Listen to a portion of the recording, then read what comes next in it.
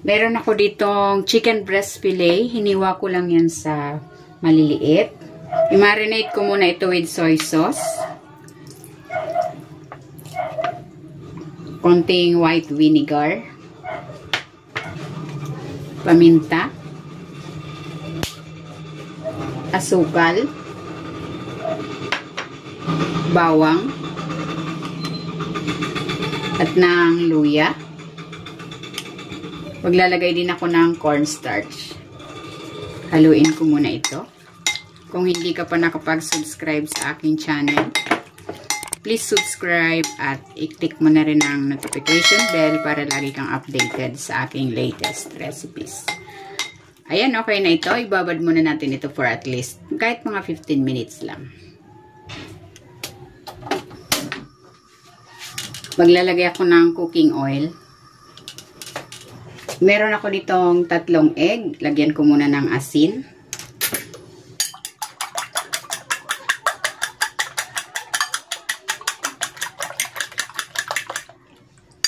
And lulutuin ko muna.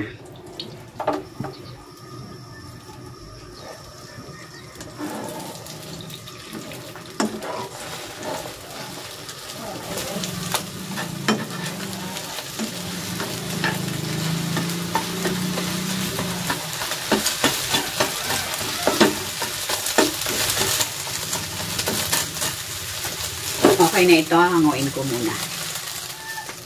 Next, isasalang ko naman itong chicken.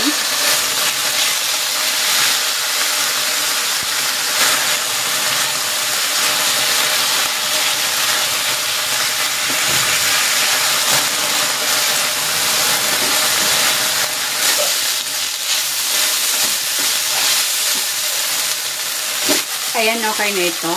Hanguin ko na. Next, magigisa na ako ng bawang at ng konting luya.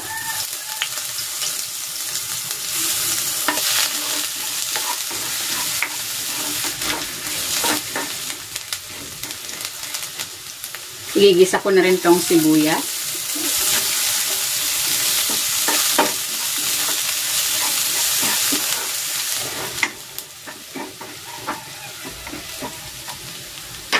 And then, itong mixed vegetables.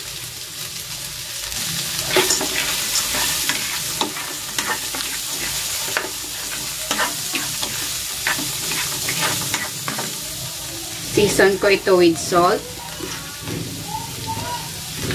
and pepper.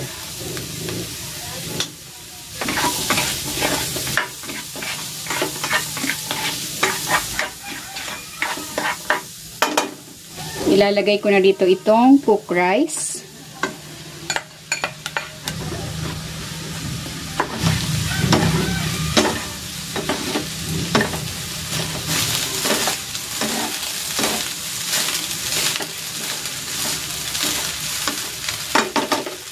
Maglalagay ako ng toyo.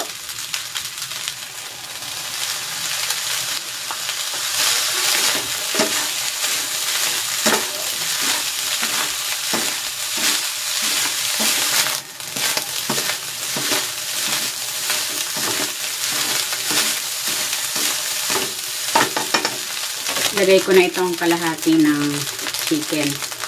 Yung iba ipang tatapin. At ang egg. At spring onion.